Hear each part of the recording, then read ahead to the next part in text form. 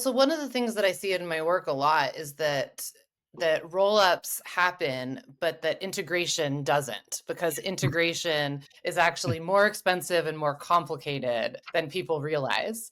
And integration really, the core of it, the foundation of it is technology. And so when you were talking about those three different logos rolling up, it's often that somebody might have two retail stores and then they're going to acquire two more. And all of a sudden, there might be three different POS systems at Yeah. play within this one umbrella of ownership, and that there's an intention to do an integration action. But what do you think is getting in the way of that? Why are people then continuing to maintain three different systems, different e-com platforms? What is the Yeah. deal?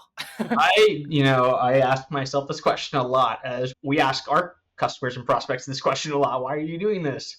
I think the reality is, if it's not broken, don't fix it kind of mentality. And I hate to say that, but it really is like, hey, we just acquired this business. Maybe it's fresh. We need to stabilize. We need to understand the acquired business, right? So you might see this like 6 to 8 month lull period after that acquisition, which is pretty traditional before any movement happens. But if it's like 12 months, 24 months after and we still don't see that movement, then we really start to ask questions like who's calling the shots in the brand?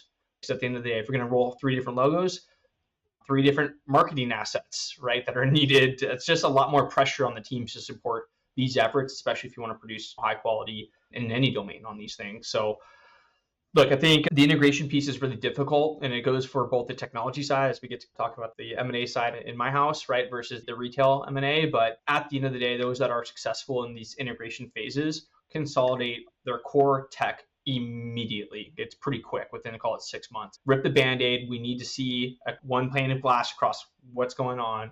But that's not always the case, right? We tend to see these lull periods, especially if there's any leadership mix-ups. Then moving tech is just hard because you don't have your champion and someone that's really internally driving this stuff, which you really need to have good change management practice.